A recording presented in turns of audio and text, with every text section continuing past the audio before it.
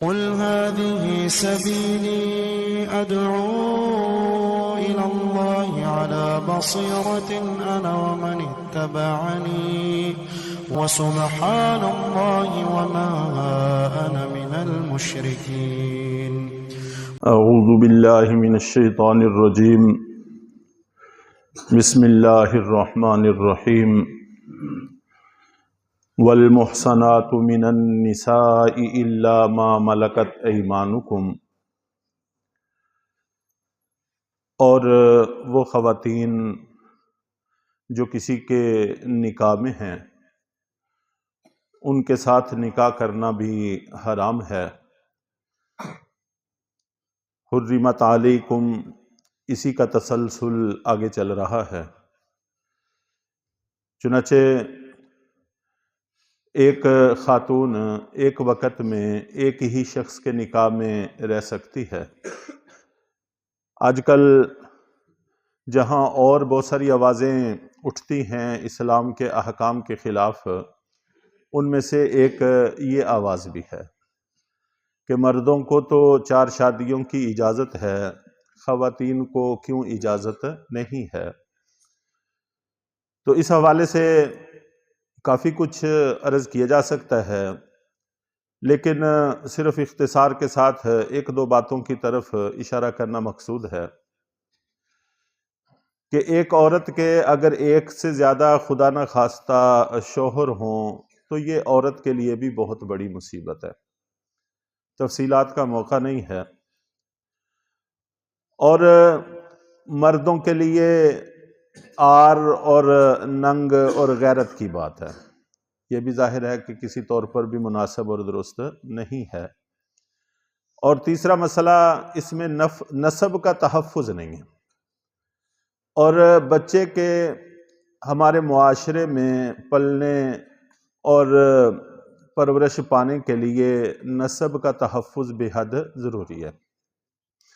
اگر خدا نہ خواستہ اللہ نہ کرے نسب محفوظ نہ رہے تو ماں بھی بڑی مشکل سے اس کو پیٹ میں اٹھاتی ہے اور جنم کے بعد سب سے پہلے اس کو پھینکنے اور کسی طرف جان چھڑانے کی ہی کوشش کرتی ہے. اور اگر نسب محفوظ ہو تو پھر پورے خاندان کے چہروں پر خوشی بشاشت کے آثار ہوتے ہیں، اور اللہ تعالیٰ نے بڑا اچھا خاندانی نظام بنایا ہے اور اس بچے کو پلنے اور بڑھنے کا، پرورش پانے کا عمدہ موقع میسر آتا ہے. تو بہرحال یہ بھی اس میں بہت بڑی خرابی ہے. اور پھر اگر نسب محفوظ نہ ہو تو پھر وراثت کے مسائل ہیں، ذمہ داریوں کے مسائل ہیں، بہت سارے مسائل ہیں. جو لوگ اس طرح کی باتیں اٹھاتے ہیں اور اس طرح کے تقاضے کرتے ہیں، یقیناً انسانیت کے دشمن ہیں اور انسانیت سے خالی ہیں. جس شخص کے اندر ذرہ بر انسانیت کی ہمدردی یا انسانیت موجود ہے وہ اس طرح کی آواز نہیں اٹھا سکتا. تو یہاں پر بڑے واضح لفظوں میں اللہ تعالیٰ نے یہ بات ارشاد فرما دی ہے کہ وہ خواتین جن کے شوہر موجود ہیں، جو کسی کے نکاح میں ہیں، ان سے نکاح کرنا بھی حرام ہے. ہاں، البتہ ایک صورت یہاں پر بیان کی گئی ہے، الا ما ملکت ایمانکم، کہ وہ کنیزیں جن کے تم مالک بن جاؤ. اور اس کی صورت یہ ہوگی کہ مسلمانوں نے کفار کے ملک میں جہاد کیا، جہاد کے نتیجے میں وہاں بہت سارے مرد اور خواتین قیدی بنے. تو ان قیدیوں کے حوالے سے اسلام کی تعلیمات ساری موجود ہیں. سب سے پہلا مصرف قیدیوں کا تبادلہ ہوتا ہے. پہلا حکم یہی ہے کہ ان کے قیدی ان کے حوالے کر کے ان سے اپنے قیدی چھڑا لیے جائیں اگر ان کے قبضہ میں اپنے مسلمان قیدی موجود ہیں. اور اگر مسلمان ان کے پاس قیدی موجود نہیں ہیں پھر ان کو معاوضہ لے کر بھی چھوڑا جا سکتا ہے، بغیر معاوضے کے بھی چھوڑا جا سکتا ہے. اور اگر آنے والے وقت میں ان سے خدشات موجود ہوں تو پھر ان کو قتل بھی کیا جا سکتا ہے. اور ایک صورت اسلام نے یہ بھی رکھی ہے کہ ان کو غلام اور باندیاں بنایا جا سکتا ہے. چنانچہ مسلمانوں نے اگر وہاں کچھ خواتین کو گرفتار کیا گرفتار کر کے کافروں کے ملک سے مسلمانوں کے ملک میں لے آئے۔ جیسے ہی وہ اسلامی سرحدوں میں داخل ہوں گے تو باوجود اس کے کہ ان کے شوہر موجود ہیں، نکاح بھی موجود تھا، لیکن وہ نکاح ختم ہو جائے گا۔ اب اس کے شوہر موجود ہونے کے باوجود یہ مسلمانوں ان کی باندیاں ہوں گی، تو اگر خود آقا ان کے ساتھ ازدواجی تعلقات قائم رکھنا چاہے تو اس کو حق حاصل ہے، اور اگر کسی اور سے نکاح کروا دے تو یہ بھی جائز ہے، اس میں بھی کوئی حرج کی بات نہیں ہے۔ اس کے علاوہ کوئی اور شکل موجود نہیں ہے کہ مسلمان عورت کسی کے نکاح میں ہو اور اس کے ساتھ کوئی اور شخص نکاح کر لے، اس کی کوئی گنجائش اور صورت نہیں ہے۔ چنانچہ یہ تو وہ خواتین ہیں جو قید کر کے لائی گئیں۔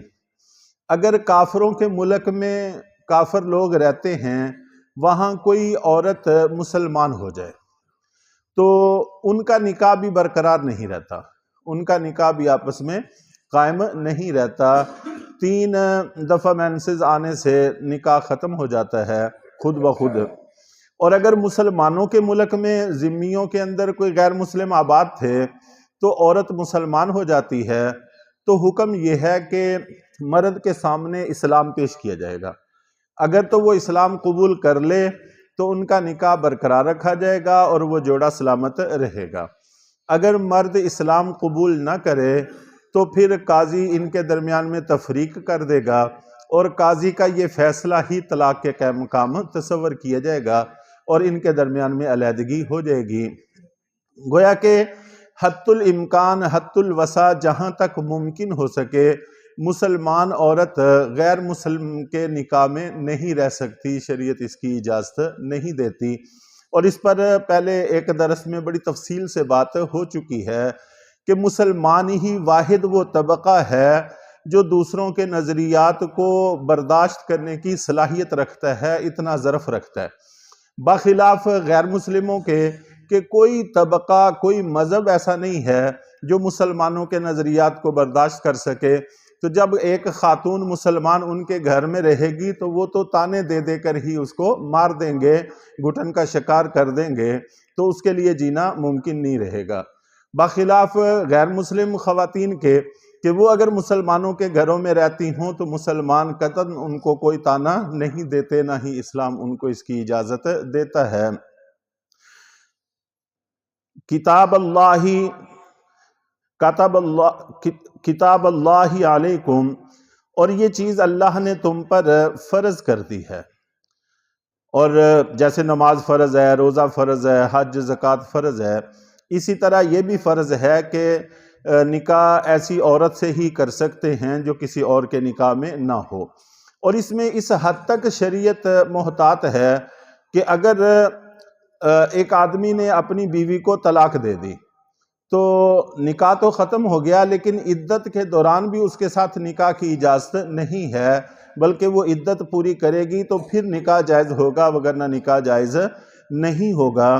تو اس حد تک شریعت نسب کے تحفظ کے حوالہ سے فکر مند ہے۔